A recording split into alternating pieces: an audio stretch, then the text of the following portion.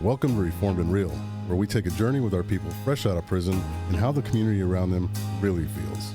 My name is Mario Hernandez, and I am one of the afflicted people who got released back into the community, and we're here to try and figure out how this looks. And I'm Wayne Burt, curious onlooker, radio guide, who wants to know about our prison system, get to the stories beyond the stigma of incarceration, and because, like Mario, I believe all stories count.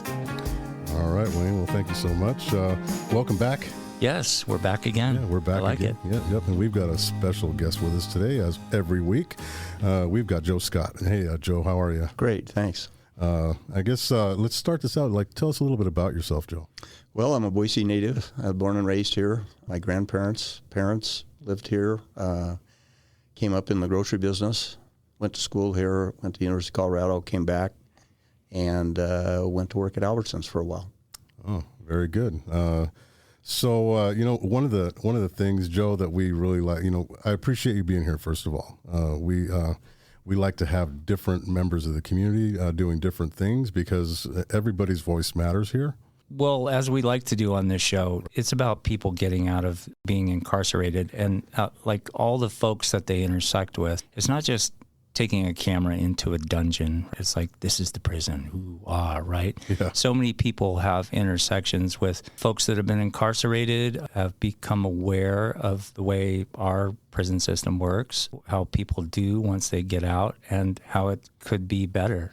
And I think you have a story that someone intersects with that, Joe. Is that right? Absolutely, my son. Yeah. Can you tell us a little bit about that? Well, he's my oldest son. He is incredibly intelligent. I think I told you he has the highest IQ of anybody in our family. I don't know if that's setting the bar high. I hope it does, but anyhow, he does. Yeah, that's high. And I think he just is, his mind is always going and thinking about things. Got on the wrong track, started using drugs. Just recreationally, and I'm guessing as a lot of other people have found out, recreationally turns into got to have habit pretty quickly, and then that turns into how am I going to support that ability to buy drugs, and what do I need to do that? And unfortunately, that's where it starts to go. If you start selling it to someone else or giving it to your friend or doing something, now all of a sudden you're looking at big time. Mm-hmm. Yeah. And I think that's what happened to Tony. Gotcha. So it's one of the things that we have a really opposite dynamic here. We've got me that is like somebody like your son, got addicted to drugs, went to prison, did a bunch of stuff, right? You, the father, that you support your son, you love your son, you want to be there for your son, you want nothing but the best for your son. And then we got Wayne, that's just like he said, he's a curious onlooker. But what I really wanted to ask you is, how do you feel about, I know how you feel about your son, but let's broaden it up a little bit. If you're walking through a grocery store and you see two people, and I ask this question of everybody, and they're walking by you and they say, hey, I just got out of prison, and you happen to hear that conversation, what do you think? Well, that's changed. Before my son was incarcerated, it probably would have been, I'm a little bit uncomfortable. Right. Don't know why, but I am, and now it's just the opposite of that, realizing, how do you help these people make a tough transition back from where they've been? And I think there's a lot of people that fail, and I ask myself why, because they didn't get the support they needed, or they didn't get what they needed to prosper and survive and be self-sufficient. I think that's the question we should all be asking ourselves. When these people get released, why aren't more of them being successful? Yeah, all I'm going to tell, I guess, something that people say, it's metaphoric, but it's all fun and games till you get an eye poked out, right? Right. It's the same kind of thing. When it happens to them, it touches home, then they're like, oh, and it doesn't mean, it's just the community's not educated in that. And I think that's kind of the purpose to put a prison out in the desert, right?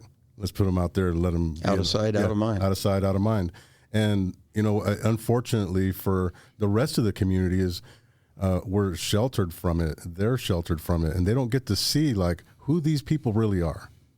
And I think slowly but surely, as Idaho Department of Corrections, led by Bree Derrick, an amazing human being, she is, she's got a great work release program and a community volunteer program through the Community Reentry Centers. And that is a way, like a slow way, that people are starting to get to see like who these people really are. Because when people like us, like me, that gets out of incarceration, our only goal is to do something good. I very few people get out with the intentions to do dumb stuff. So I think when the community sees us ready to get out in those work release settings, they start to see that there's some real life individuals and real human beings here that need cared about and fostered into this world. And I'll say one more thing, and then you can comment on it.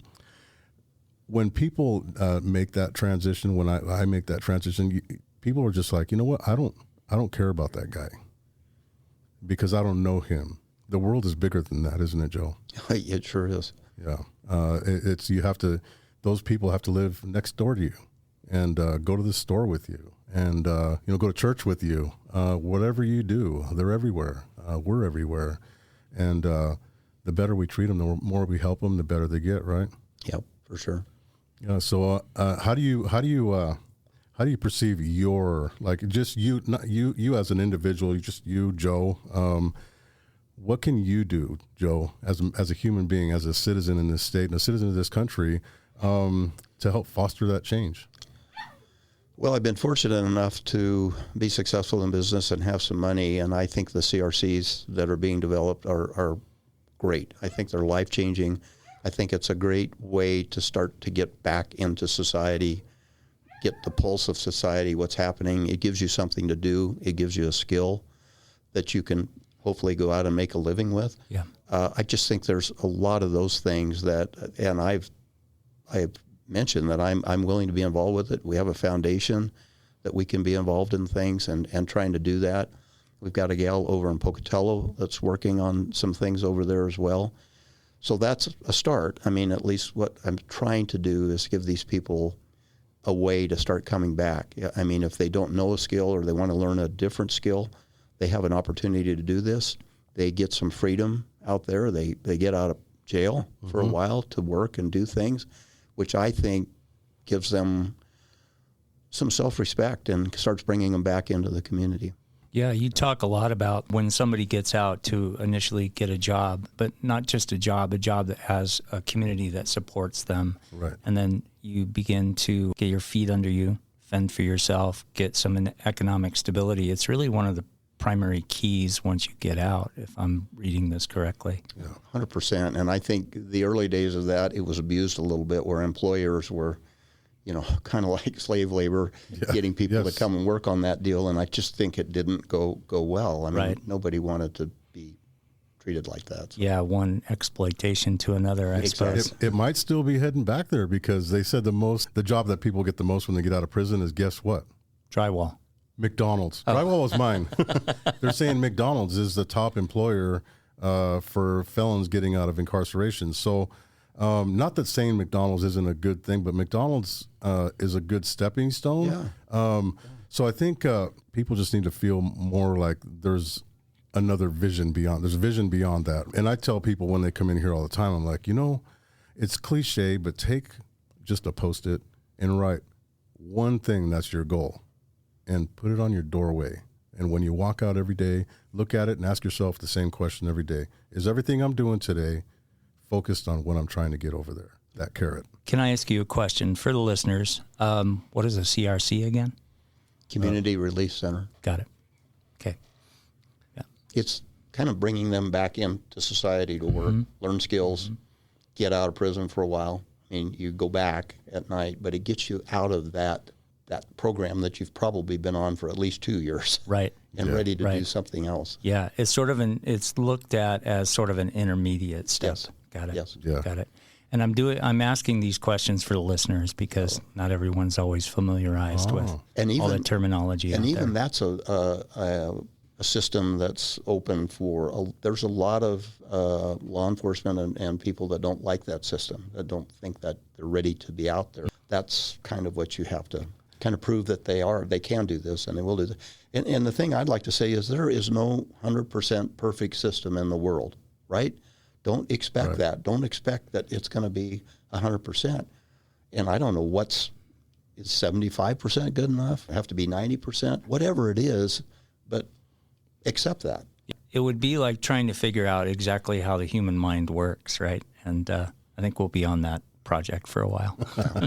Yeah, it's an amazing thing when you start seeing that the little things that do work, and then they work. The work release, the CRC programs do work. People transition out with money in the bank and an ability to get a home, the ability to get groceries, the ability to get a car, but people don't like it, and I'll never understand that, Joe. And by the way, those are all the things you need to have not to recidivate. Yeah. The people who come out of there and don't have those things, probably about a 95% chance where they're going back to.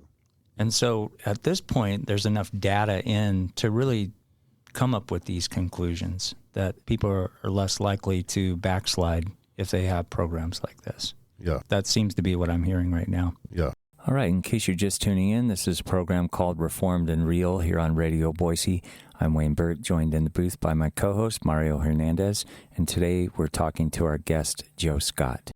In all of this, Joe, you talk about your exposure to, your son being incarcerated, and then how you've learned more about the system. Is your son still incarcerated? He is still incarcerated. He had a 15-year fixed, 7 years before he qualifies. He's been in a little over 2 years before he qualifies for parole. Mm-hmm.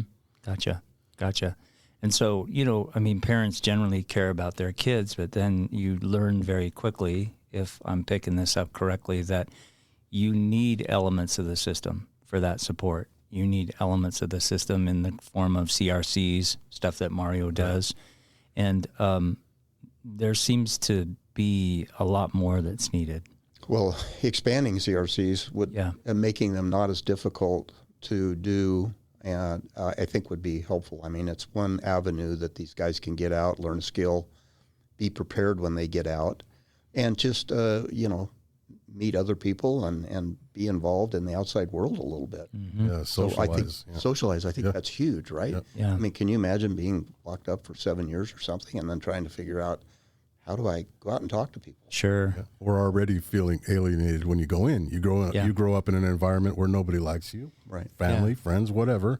You go into an environment where it's even worse, and then you get out and you're like, well, what am I going to do? Right. Yeah. How am I going to, that really, there's people don't even know they're standing in the middle of that until they get out. And then they're like, well, I'm just going to go get high again. Yeah. The what am I going to do could lead to encountering less stabilizing influences, I guess. And that happened to you a few times? Yeah, it happened to me many times. I've relapsed, over a period of 25 years. It took me till I was 45 years old to get sober. Today I have 9 years and 2 weeks sober. Congratulations. Thank you. And I think everybody finds it different. And if back to that last thing we were talking about is when those people that have never been around love or been loved or worked or, went to college and then they go to prison and then it's just an even worse environment in certain spots there. How are we going to do this, Joe? How are we going to fix it? I don't mean us, how this country, what do you think? How do you feel about what we need to do as a country to help try to get this in check? I mean, the first thing is, how do you handle these people that get caught up in this? Like how much punishment is enough? Yeah. For one thing, how much does that cost? What's the cost to the system to do that? I mean, kind of hard questions. I hate to boil it down into economic type things, but that's obviously a huge expense. I mean, if you look at the cost of the prison, we're building another women's prison right now. The men's prison is overcrowded. We're sending people off to Arizona to for-profit prisons who are making lots of money down there. I don't know. It takes a change in attitude. It takes a change in direction. And again, I get hung up on this. I keep saying it over and over again, but it's about rehabilitation. Yes. Focus more on that than you do punishment. Yeah. Punishment it is what it is. Being locked in a jail with bars and out for a little bit every day and sitting in there is about as much punishment as I can imagine you'd ever have. Think on what else is there? What could maybe help this person right now who's sitting in there wondering, what am I going to do? I can't imagine that, to have all day and night to be thinking about what am I going to do? Yeah. And probably a lot of these people have lost touch with people they love and are not seeing them on a regular basis. Our family, luckily, has come together to support Tony and visit him on weekends, and he gets to see his brother and sister, and we're trying real hard to support him, and it makes a huge difference. I mean, to just see a big smile, and I think we just need more humanity and love and care and help these guys be successful. Yeah, they're going through a tough deal. They were going through a tough deal to get them to this point, and now where they are, it's still a tough deal, learning how to cope with the system, right? Yeah. You said an important thing, punishment, like what's the level. Let's talk about that for a second, the level of punishment. And I hope people will really take this into consideration when they're thinking about it. Just say that this kid, right, steals a bike. It's a felony. The bike's worth a couple of $100. So let's put him in a box out in the middle of Cuna for 5 years, over $200, and then, or $500, whatever, and then cost our state, our taxpayers, $50,000 a year. Like, where is the balance there? It's really not. And I'm going to give my personal opinion here. It's not worth it to put somebody in prison for 5 years and it costs $250,000 over a $200 bike. Well, does the penalty fit the crime? Yeah. You know, I mean, that's the thing that people should ask themselves. Yeah, and that's what the legislature should think about. And I'm not trying to tell them what to do, but let's talk about it anyways. They need to think about what it costs us and what it costs the taxpayer to begin with, right? Where's the balance at? Where's the line at? How do we make that a manageable situation? And, I understand there's going to be some people mad at me for that comment, but still, we need to think about it. Breathe some fire. Yeah. I like it. Well, I think a good place to start is in law enforcement. Because law enforcement is definitely dealing or steering the legislature in a way that they want, and they are definitely more about punishment and everything. Oh, yeah. So that's the place to start, right? Are we really helping ourselves by this way that we're attacking this? I doubt it. I don't think that's probably right. Yeah. How have law enforcement agencies been revamped to be more geared toward rehabilitation and reentry? I mean, are there examples of that? There must be. Law enforcement? Yeah. I can't think of any. I mean, I guess. Well, I think maybe the best thing is to see how people who've been in the military and are coming out of that get into trouble. I mean, they have a system that comes in and gets behind them, backs them, helps them, gets them the treatment they need. Right. I think you could look at parts of that. It'd be interesting to see how successful they are. Sure. How many people recidivate, and what are you doing to. So it's important for somebody that gets thrust in that situation to know that they have somebody that cares about them, that's going to be in contact with them, that's going to talk to them about what's happening out there and everything. Mm-hmm. So that's one thing. But I get the feeling that law enforcement has been a little bit anti-doing that. They don't really want to open that up and get involved with it. Sure. Maybe at some period of time, maybe when they start getting into the window that they qualify for parole, maybe then. I think they'd start doing it immediately once you get in there. It seems like the familiarity with people who commit crimes and the people who arrest people that commit crimes could, like you described the prison system, be a little bit less us and them. The prison's doing it now because they're about, remember I said before, we've had talked about this, that they changed from custody of to the care of. Like, you're no longer in the custody of Idaho Department of Corrections, you're in the care of, and they figure out how best to care for you. Well, that's great. Yeah. I would guess that's probably Bree that got that going, right? That's absolutely Bree. Yeah. And I've been speaking to somebody, and I'm glad you mentioned how the veterans are treated, right? So I just got in contact with another gentleman. He's been talking to me about this project. It's called Mission 43. Know a little bit about it. So, yeah, I'm sure you do. So I have been hearing this name from my friend Corey for a long time. And Corey is actually the deputy chief of probation and parole. Very, very amazing guy.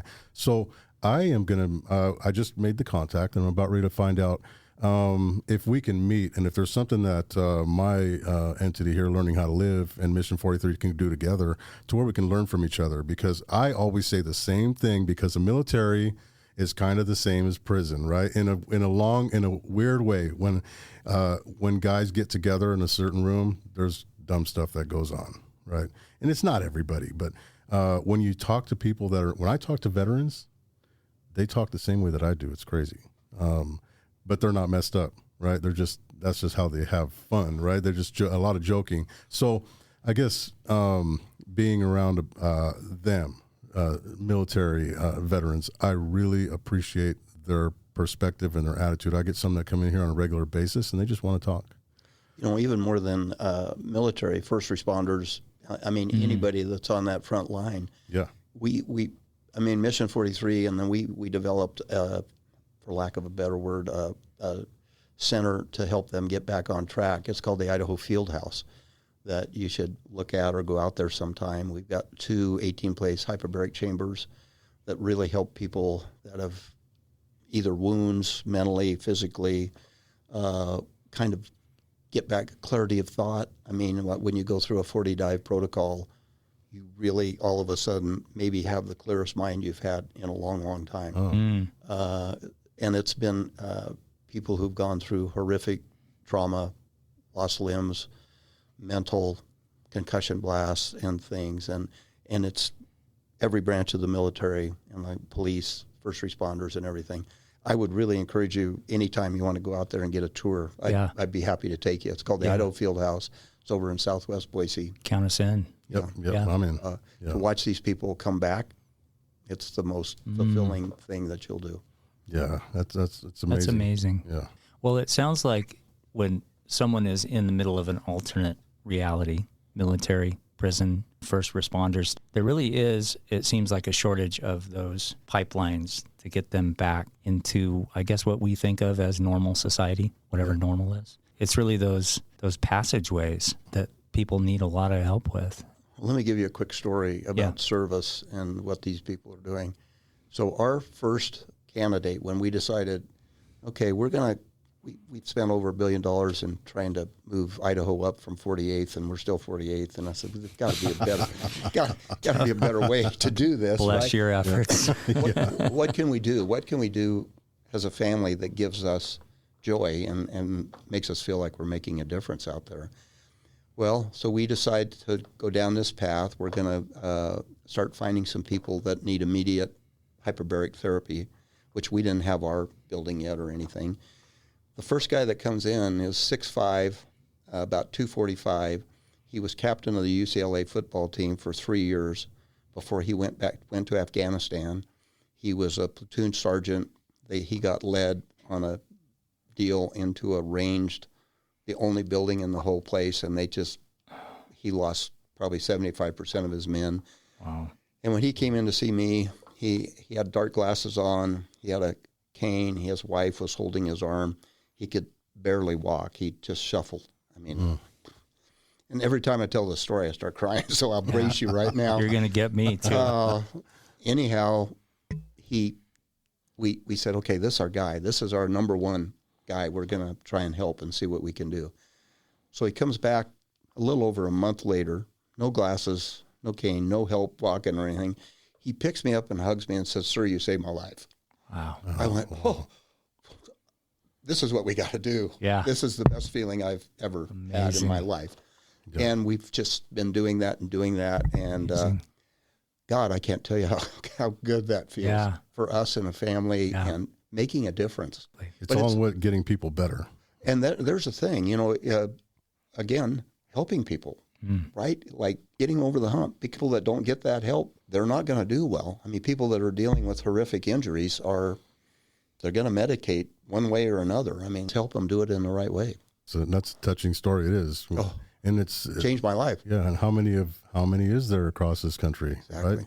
Right? In military and in, situations where they were abused as kids. Yeah. So many. So many that have trauma that they can't get past. Yep. I couldn't get past mine forever. That's what kept me in my throes of addiction.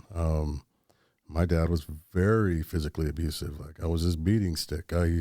He used to come home and that was his thing to do, is beat us all up. And it affected me for a long time. So, Joe, I have just one more question. If you had, if you had one thing you wanted to tell, like, let's say, I'm gonna say, parents, cousins, brothers, family members, neighbors, about people, their friends, their family, people that are incarcerated. If you had one thing, one idea, one thing that you wanted to tell somebody, what would it be?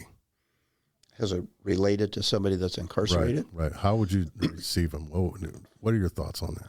Like, what would I encourage them to do? Yes. Well, one, stay in contact with the person that's incarcerated. That's huge. Right. Knowing that they still have somebody's love, whether it's parents, that somebody cares about them. Right. To me, that would be number one. Right. Well, that's important, and I tell people that all the time. My mom stuck through my addiction for years, and she never gave up. Today, she calls me, I don't know, every couple of days and asks me how I'm doing, and she says, I'm just so glad that I don't have to worry about you anymore. Mm-hmm. That's kind of where my family is with Tony. I mean, we're finally Yeah. at that point. It's a great feeling, isn't it? Yes, That's great. Yeah. So it's good to hear that perspective, because my mom and you were in the same position. When you see somebody at their lowest and then you see them come back and they're doing well and thriving, it's So gratifying. yes. Yeah. Yeah. Good. All right, Wayne. Great episode. Yeah, it was great. Thanks for joining us, Joe. Well, thanks. I'm sorry I got so talkative there. No. That's the heart and center of the whole episode, in my opinion. So we appreciate it. I appreciate being asked. Thank you. Yeah. Yeah, you're welcome. All right, everybody.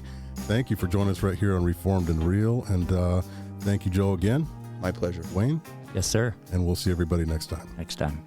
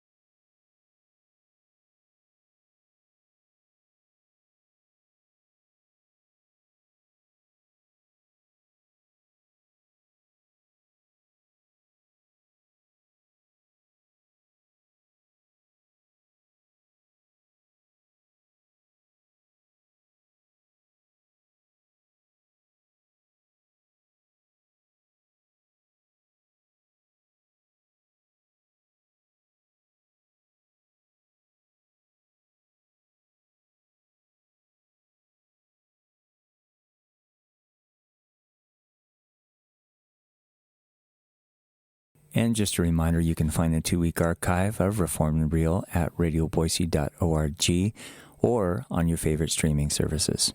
Thanks again.